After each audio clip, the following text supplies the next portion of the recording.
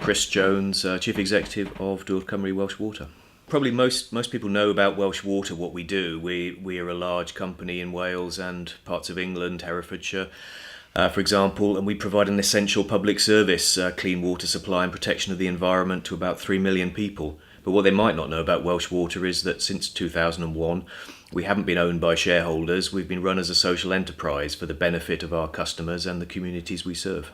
The idea of being a responsible, sustainable business is really motivating for our people. It's all about earning the trust of our customers. It's all about delivering for customers, making the right decisions on their behalf. Getting it right for our customers. That's what we're about. And crucially as well, we're really starting to look long term. What are going to be the impacts of climate change in Wales, for example, in terms of more flooding problems and so on, and how can we start investing now in sustainable solutions that will get ahead of those problems so that we don't leave a legacy for future generations that they will find very difficult to live with.